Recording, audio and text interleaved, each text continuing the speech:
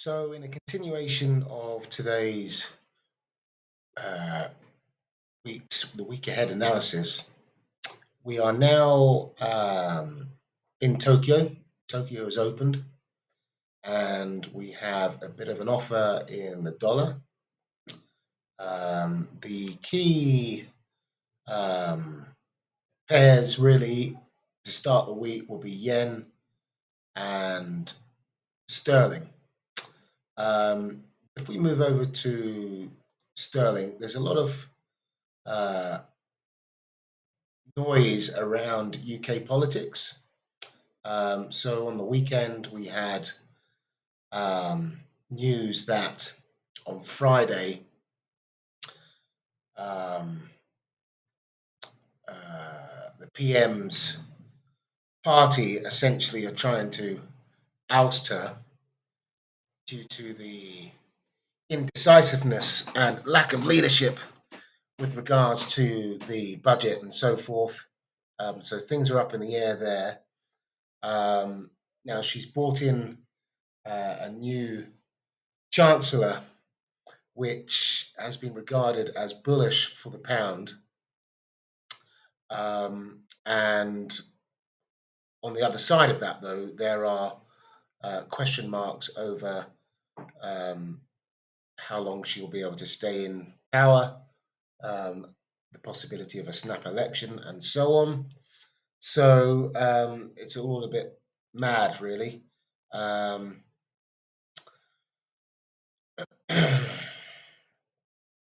that note, we have seen the pound today move up. We had the Bank of England governor speaking on Saturday, suggesting that there could be higher rates to come, higher than the market have priced in, essentially. So that's putting a bid into the pound as well. Now we've got a trade running at break even. So this is putting a bit of heat on that trade. But we'll just leave it there. It's a swing trade. It's not something really I wanted to partake in. I messed up the entry really. It should have been taken higher up. I've documented that on a video on the YouTube channel. If that's of interest, you can go and look for that there. It's one of the latest videos that was published. Now, on that note, I can just point those out to make your life easier. So start at this video here, move across to this, and then conclude it with this video.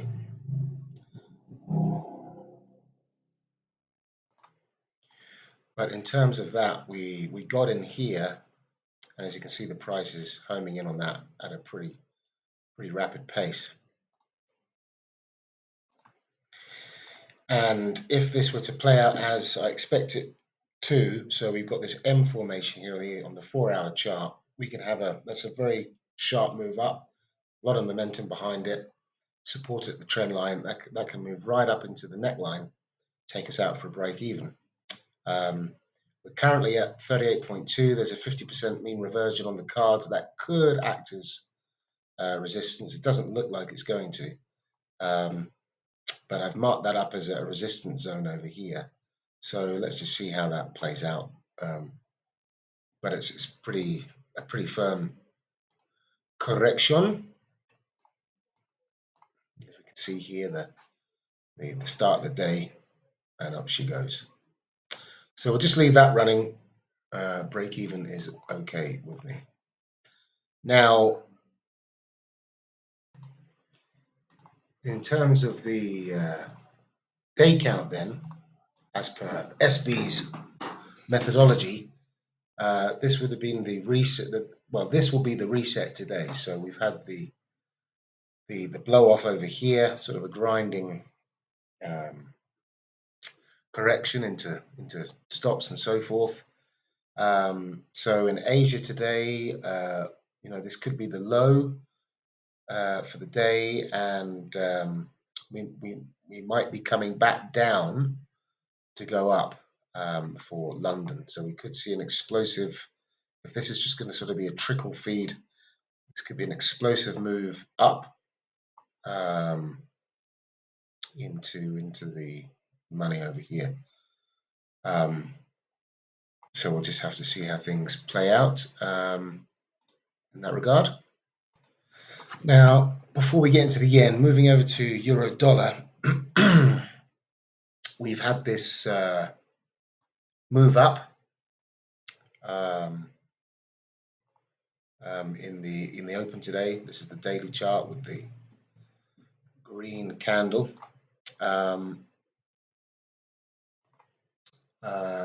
I went into depth on this in the open today, so you can check out the news there. It's in the news section on FX Street. Bulls jump to life in the open, but bears are lurking below 98. So from the weekly perspective, bearish, we've got this bearish scenario there on the weekly chart. So I'm expecting pressures well below this dominant trend line. And from the daily perspective there, we're just looking at on the chart, we've got Friday's lows and last week's lows as key support levels, so long as we stay below Friday's and last week's high. All right, so there's the weekly outlook, and then you've got this M formation on the daily chart, which is highlighted here below that chart there in the article. In terms of the open, well, I was expecting the move up into the neckline of this M formation on the hourly chart below this double top within the backside of the front side, if you like, of the trend line resistance for a move lower below Friday's low. So a move up and down. And currently, if we head on to the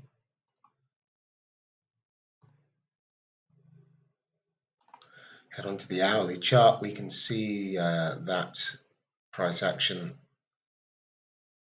there. So we've had the move up. We've got half an hour or so to see how this candle reacts to the presumed resistance and whether this M formation, this neckline, will tolerate this pressure from the bulls. We've had a 62% retracement up into there. So, whether or not this is going to play out, we don't know. We don't really care because we're not trading Tokyo. This is just setting up our template for attack for the week, really, based on the weekly template and trading in the equities hours of either London or the New York session. So today's price action in Tokyo will be our foundation to lean against for the London Open and Frankfurt, I should say, and New York. Now, if we move over to APAC currencies, we've got the Aussie that we're looking at and the yen. With the Australian dollar, the pre-open had pointed to a bullish correction, eyes on the 61.8 golden ratio, as I drew up here. So again, these articles are printed on FX Street's website. Feel free to go and have a look under my name, under the news channel.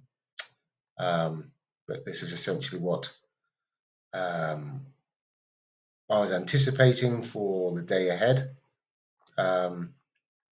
We have this scenario of a potential move up to mitigate the price imbalances up into resistance around 62.80, well above last week's highs, Friday's highs, last month's lows. We're in this new box, so we could be heading higher to go lower. I have no idea if this is going to pause here or continue higher, but so long as we're below Friday's highs, we're bearish on this pair. Now, as we can see, we've started to see that retracement start to play out, stalling a little bit in Tokyo at the time of this video. But for the day ahead, a move up would be nice. At the bottom of this weekly template of last week, we've had the blow off. This is the reset. So a move up to come down in London, moving up towards the round numbers, the figures, or the quarter level 75, support area in here, sort of order block scenario to come down for London. Let's see how that pans out. Right, so just quickly then, so in terms of the Aussie, we'd be in anticipation of a move up in the dollar, so that would with the Aussie being high beta with the stocks and so forth, risk appetite, etc., a stronger dollar would result in a weaker Aussie. We have got the RBNNZ this week, so that could be a lifeline for the Aussie if central bank delivers what it's expected to do and a highly hawkish resolve for the impending inflation headwinds. So, for the time being, that could be something to look at, right? To keep in mind. But we'll have to wait and see on that one. In terms of the yen, so at FX Street, I've written about the latest verbal intervention by Japanese officials. So we've had Suzuki come out as well as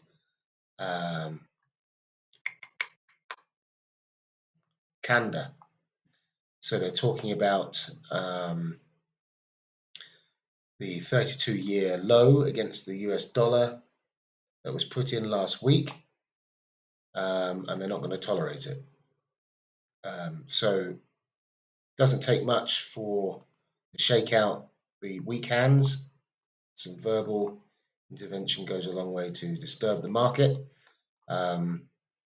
Now, when they start calling up the dealing rooms and asking for prices, that's when things can really take off.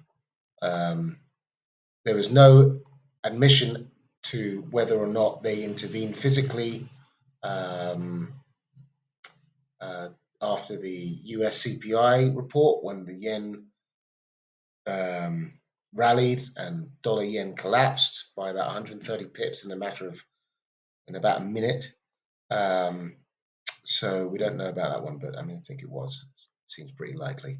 But nevertheless, the market since that drop over here just took on the Bank of Japan, and we continued higher. So normally, this pattern would be bullish, but we don't know how this is going to pan out. We've got the 148.40s as marked as a key support. So we could see a pretty quick move lower to test 140 to mitigate this price imbalance, and a little bit lower into the upper quarter of the 147 handle in the yen. And as for gold, in the analysis section of the FX Street page, you'll find my article there discussing stocks, 10-year yields projected higher into the 4.5s on the 10-year, the dollar to follow suit into the 2002 area and perhaps higher, touching on the dollar milkshake theory. A giant milkshake of liquidity has been created by global central banks, with the dollar as its key ingredient. But if the dollar moves higher, this milkshake will be sucked into the US, creating a vicious spiral that could quickly destabilize financial markets. So go and check that out. It's an interesting theory, the dollar milkshake theory explained on Real Vision Finance on YouTube. So we are bullish on the dollar still and yields, bearish on gold. Gold's weekly chart is looking something like that. M formation, correction below the set highs, break of structure, bearish below the trendline resistance, a measured move of 100% of the corrective range takes us in towards the 1,500 for the dollar going forward. Gold going forward. And there you'll see in the article the various scenarios that we have for the open, the 4-hour chart. I talked about there being an M formation, the prospects of a move up into the prior week's low, not last week's low, but the prior week to that, and then a trickle down within this bearish channel, so long as we're below the structure point here of 165. I can see that properly. 1659.